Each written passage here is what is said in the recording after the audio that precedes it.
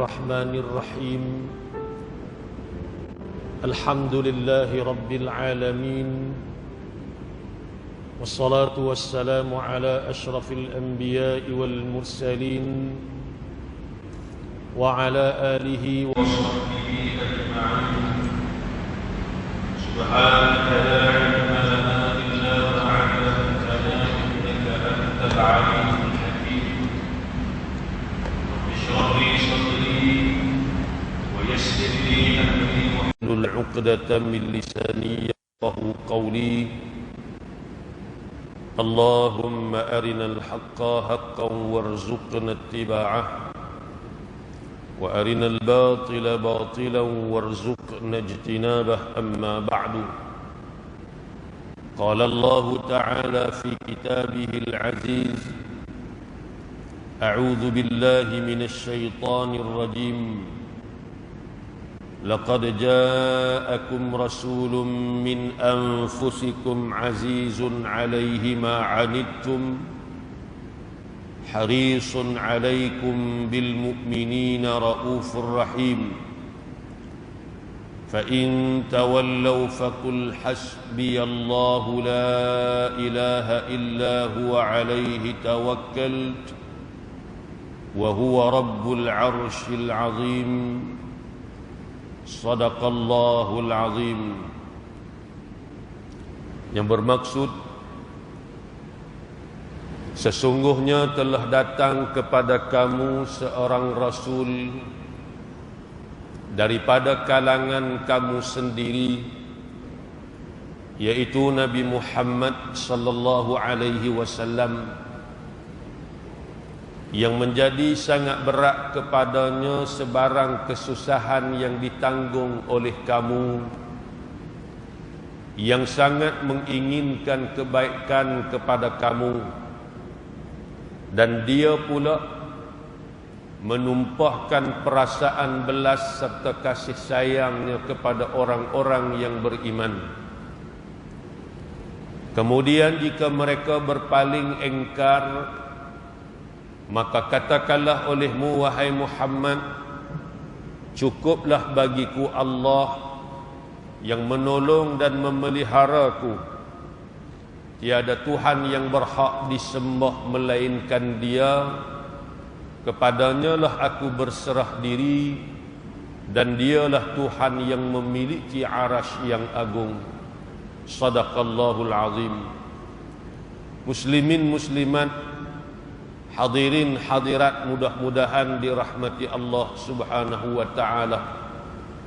Pertama-tamanya marilah sama-sama kita panjatkan rasa syukur kita ke hadrat Allah Subhanahu wa taala atas limpah kurnia dan keizinan daripada Allah, dapat sama-sama kita menghadirkan diri ke rumah Allah pada pagi yang penuh dengan barakah ini, pagi Jumaat yang merupakan penghulu segala hari.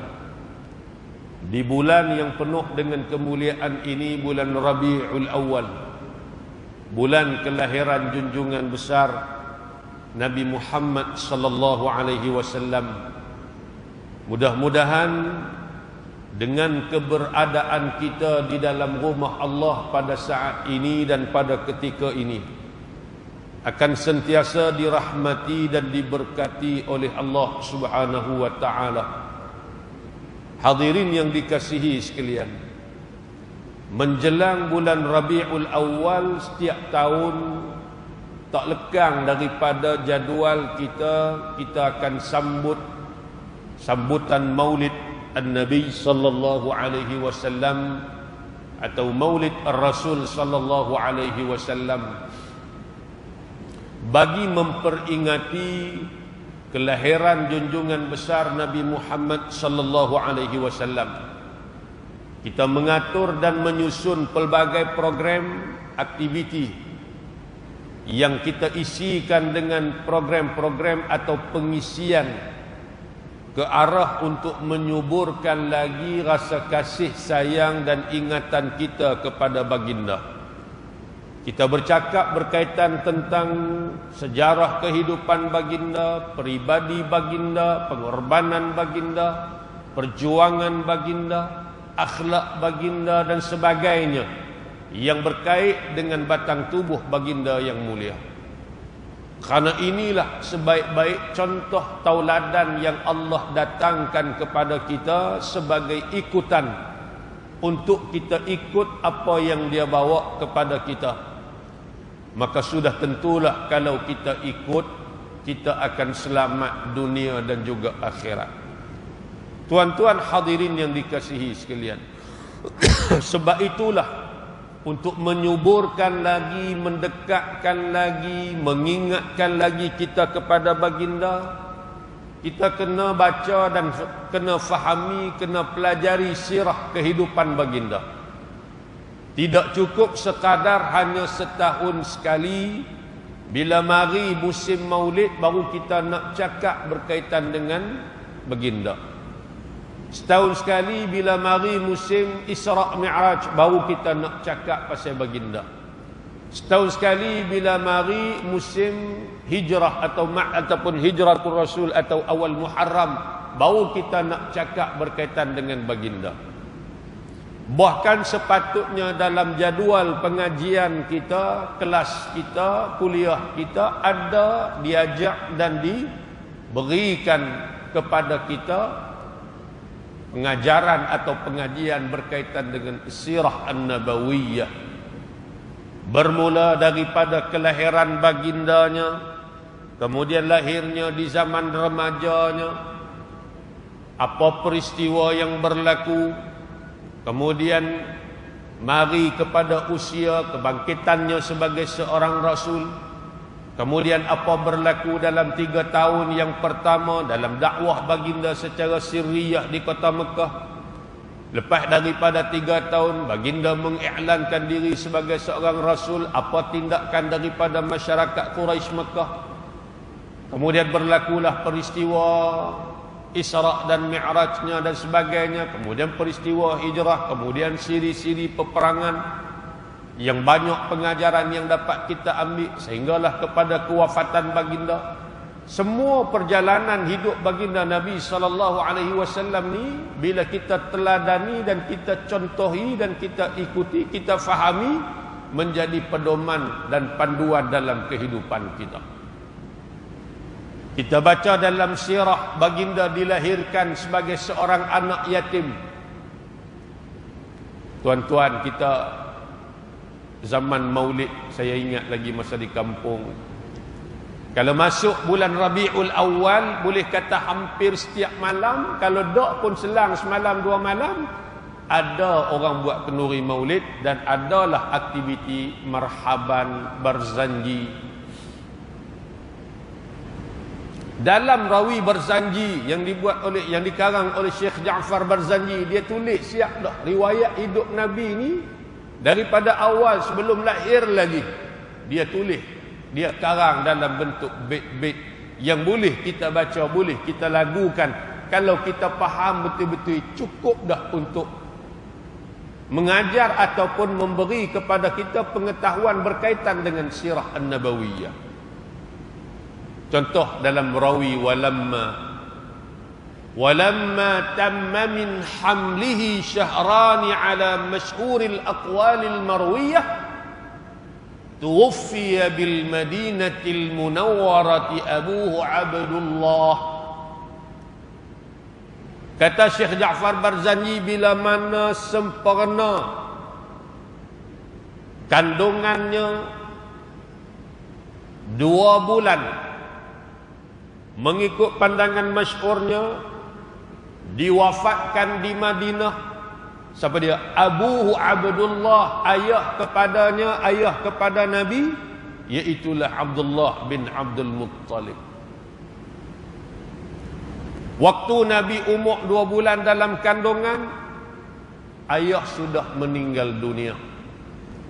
Umur Abdullah pada ketika itu masih lagi muda, sekitar 20-an.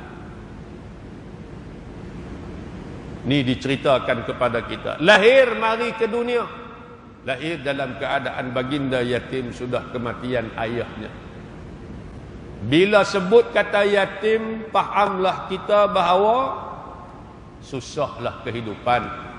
Kerana tempat bergantung hidup ni mati dah ayah tadi ni.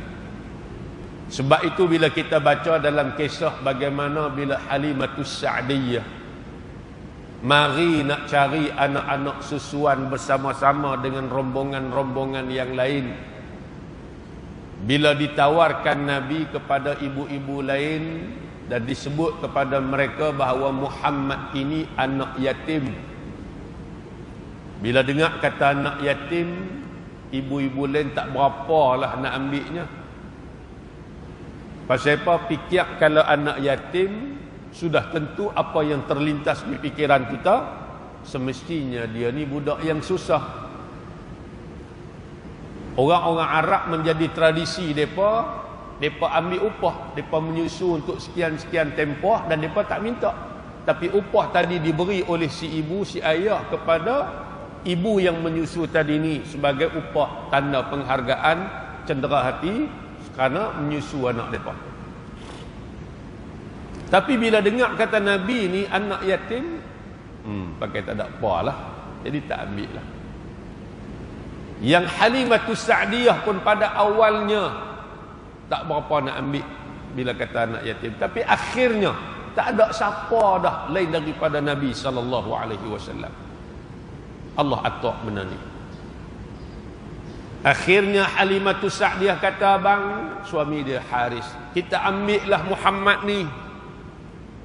Walaupun dia yatim, kita bela pilah. Kut Allah beri barakah pada kita daripada kita balik saja, mai daripada jauh. Ambil. Bila ambil saja Nabi, Allah tunjukkan keberkatan demi keberkatan kepada Halimatus Sa'diyah. Halimah kata, sebelum aku ambil Muhammad, susu di badan aku ni kering, tak ada walau setitik pun. Anak aku yang tengah menyusu tadi teriak tak berhenti, lapar. Isap saja, susu tak ada, lapar. Unta yang kami bawa daripada kampung sebagai bekal susu kami pun kering susunya. Kaldai yang kami naik ketika mana dalam perjalanan mari nak cari Muhammad pun sudah kurus kering kerana tak makan, tak larat dah. Dalam perjalanan kami asyik ditinggalkan oleh rombongan-rombongan yang lain kerana keldai kami ni tak larat jalan dah. Gagah juga mai sampai Mekah. Tapi bila ambil Muhammad, susu aku yang kering aku beri minum kepada Muhammad, dia minum susu aku keluar dengan banyak, Muhammad minum sampai kenyang. Tak tahu mari daripada mana. Aku bagi ke anak aku boleh minum sampai kenyang. Aku dengan suami lapar, suami aku keluar perak susu unta. Yang susu unta sebelum daripada tu tak ada walau setitik pun. Tapi lepas kami ambil Muhammad, susu tadi keluar dengan begitu banyak, aku boleh minum, suami aku boleh minum dengan kenyang.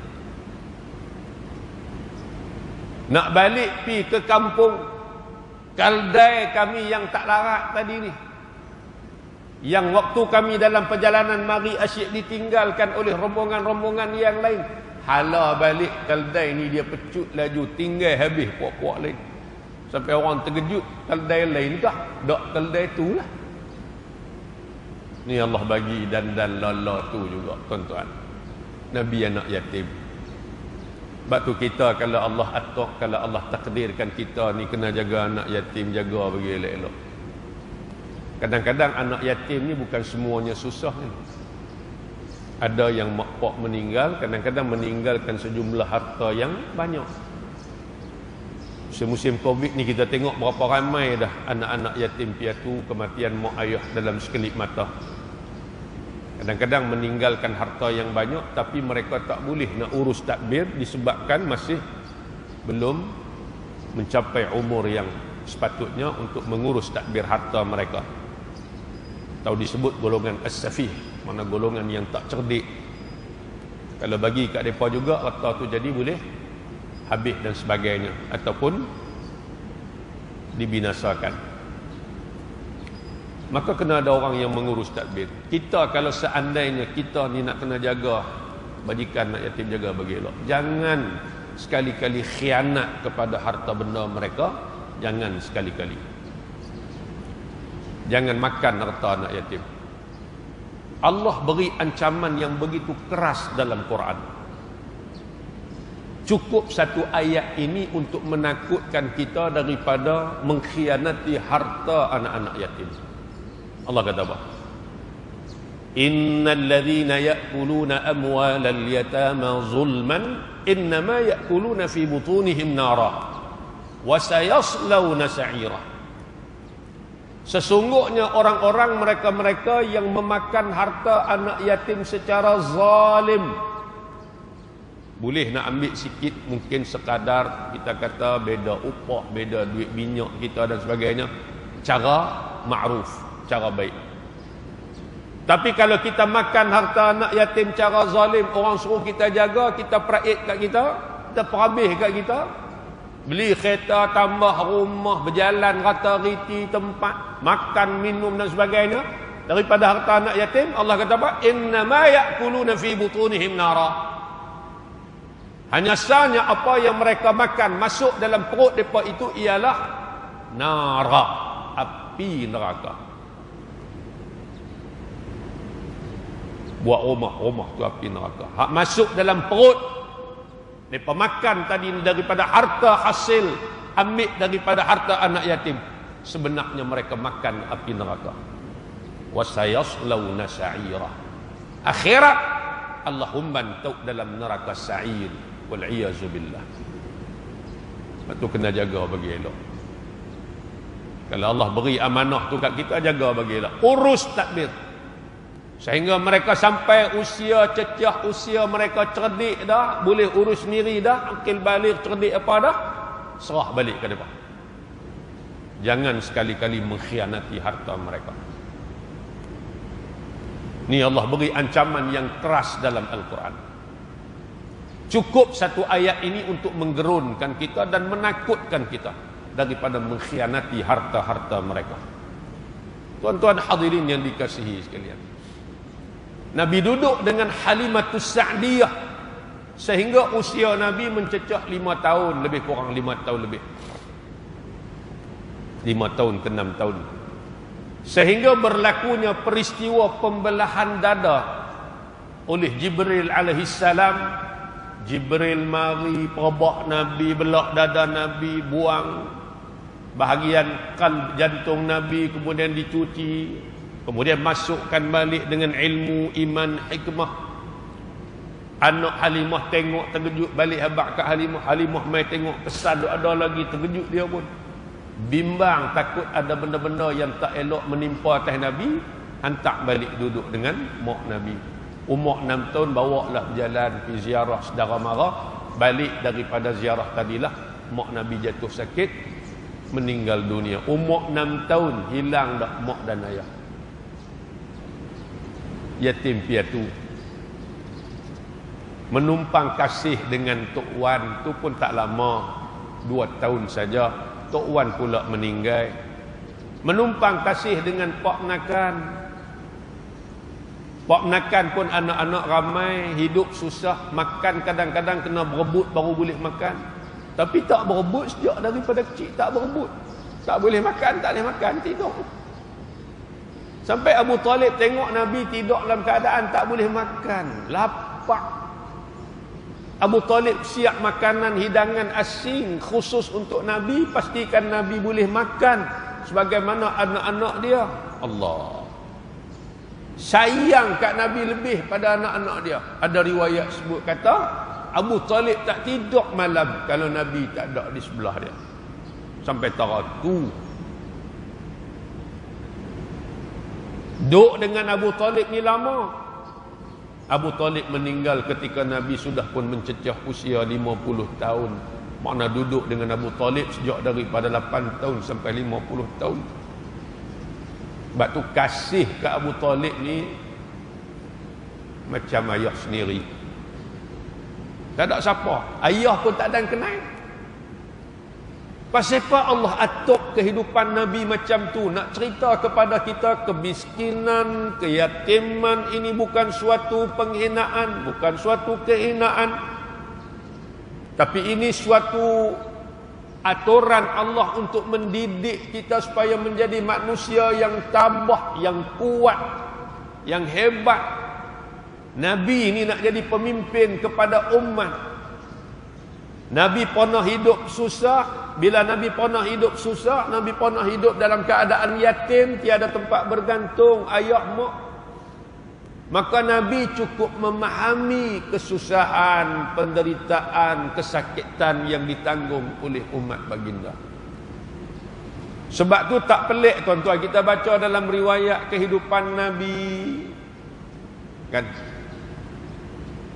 bagaimana baginda cukup orang kata apa, peka ataupun prihatin dengan keadaan sahabat. Lebih lagi sahabat-sahabat hak miskin-miskin ni, hak susah ni, kan.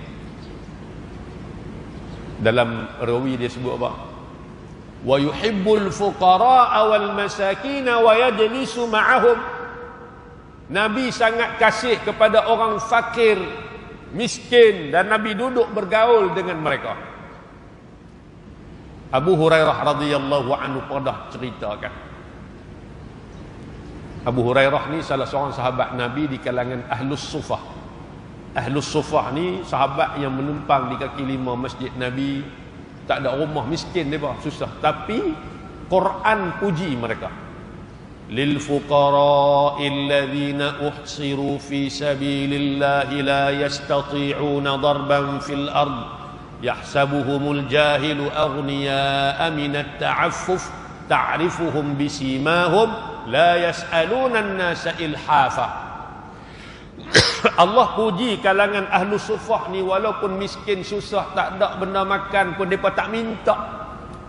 Sehingga orang menganggap mereka ni orang senang, orang kaya tak. Tapi mereka ni orang susah. Di kalangan mereka itu, ahlu sufah itu adalah Abu Hurairah. Abu Hurairah ceritakan dalam satu cerita, dalam Bahrul Mazi pun ada diceritakan.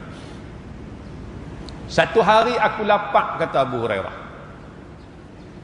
Lalu aku tunggulah di sebatang jalan yang sentiasa dilalui oleh para sahabat Nabi. Mudah-mudahan mereka lalu, mereka perasan tengok muka aku ni muka lapar, mereka akan tawak makanan kat aku. Minta tak? Nak minta tak sama sekali. La yas'aluna an-nasa ilhafa. Tu sifat mereka. Susah tera mana pun tak minta ke orang. Tunggu, akhirnya datang Sayyidina Umar ibn al-Khattab. Abu Hurairah kata, aku tak minta, tapi aku buat tanya soalan lain. Kot-kotlah masa tanya soalan tadi, dia perasan kata muka aku lapar. Dia tanya lapar ke Abu Hurairah? Tak makan lagi, nak tunggu soalan tu, tapi dah. Sayyidina Umar dia jumpa, dia pun, Abu Hurairah buat tanya soalan, dia pun jawab, dia pun pergi. Tunggu lagi, datang Abu Bakar Siddiq radhiyallahu anhu. Berlaku benda yang sama, beri salam, buat tanya soalan. Kok-koklah Abu Bakar perasan kata Abu Hurairah ni lapar. Duk tunggu hak tu tapi tak tanya juga, jawab soalan pi. Tak berapa lama datang Nabi SAW. Daripada jauh lagi Nabi dah perasan dah Abu Hurairah ni. Nabi senyum daripada jauh lagi. Nabi tahu dah kata Abu Hurairah ni lapar ni. Pekanya Nabi. Tapi jenis tak minta ke orang ni, dia tak minta baik sudah. Lapar tera mana rebah pun dia tak minta. Beri salam, jawab salam. Nabi beri salam, Abu Hurairah jawab salam.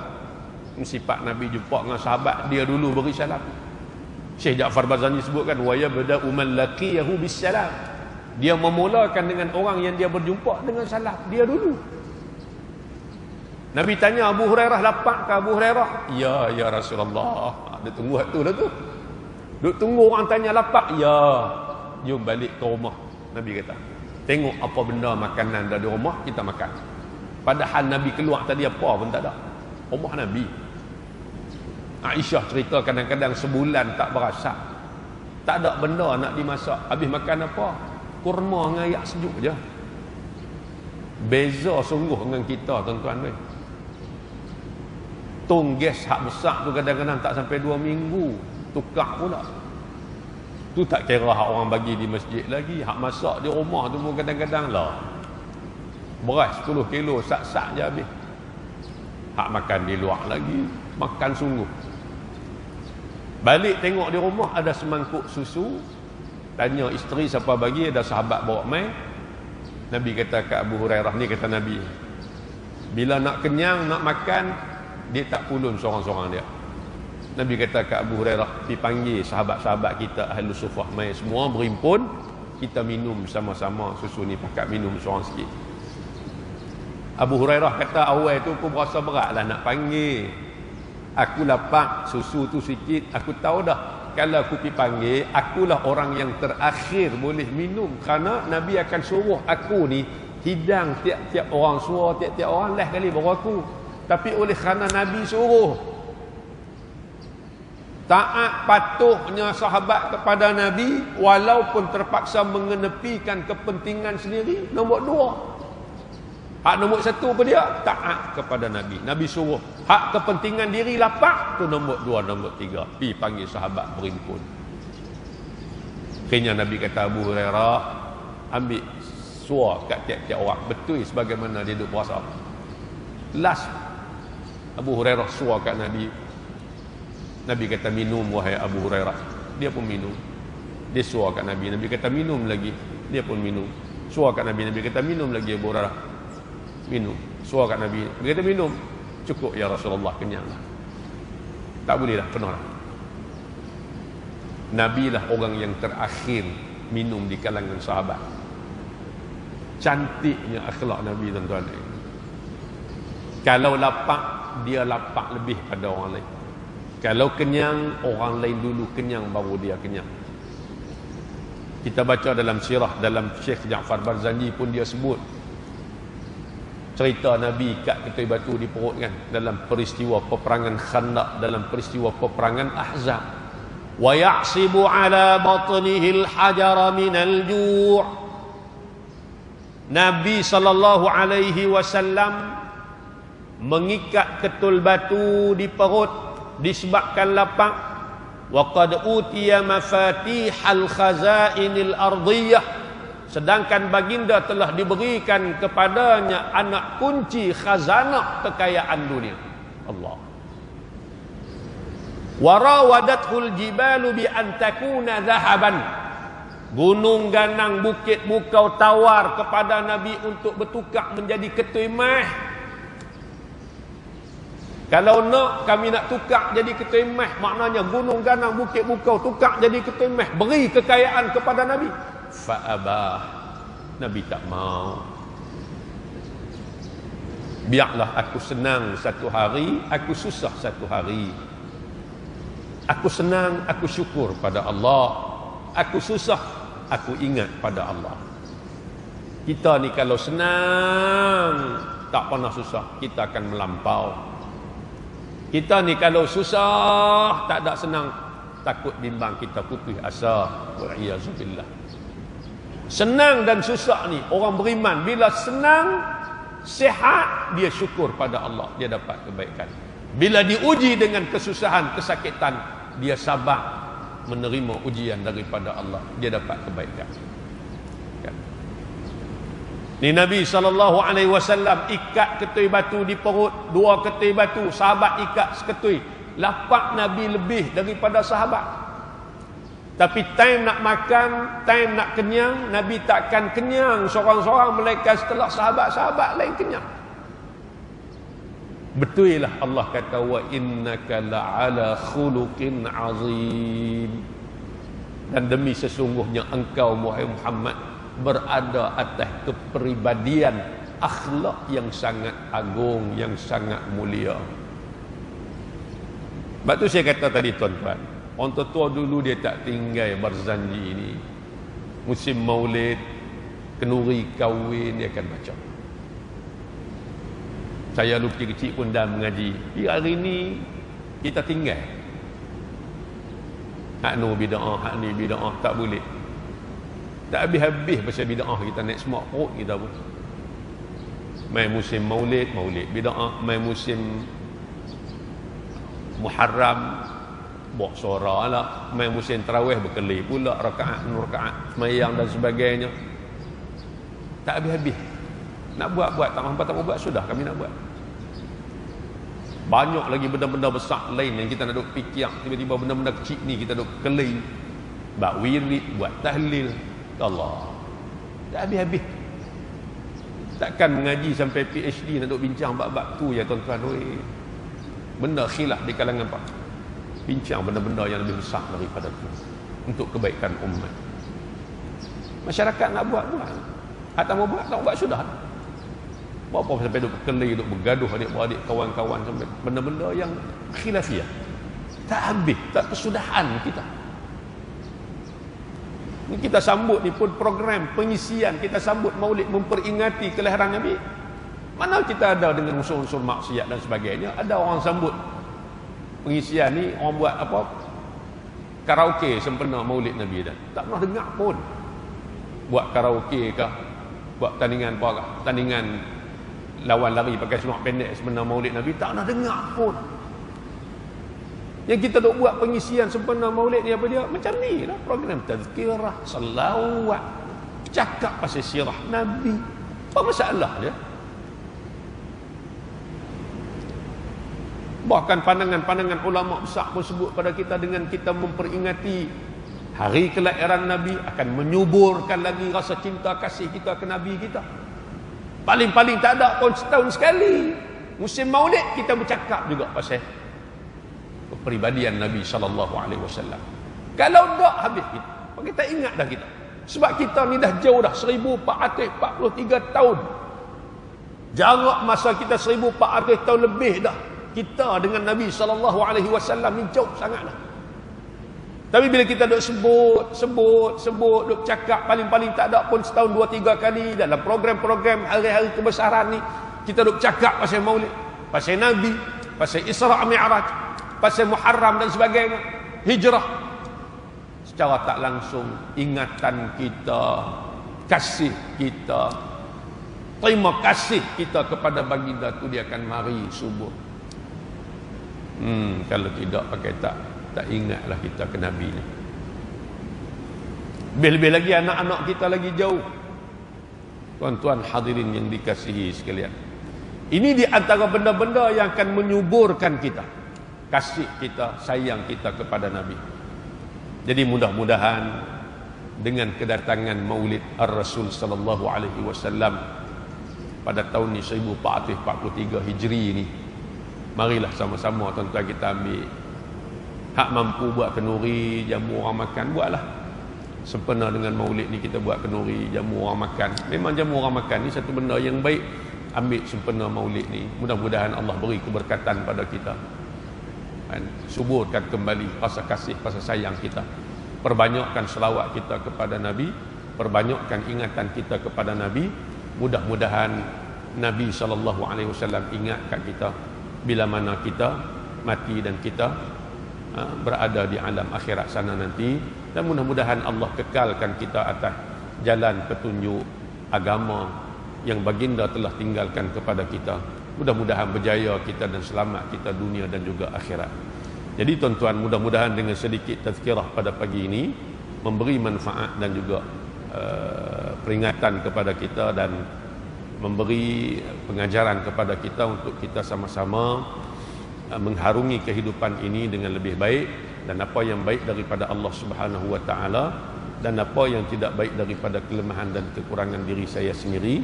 Aqulu qawli hadza wa astaghfirullahal azim li wa lakum. Assalamualaikum warahmatullahi wabarakatuh.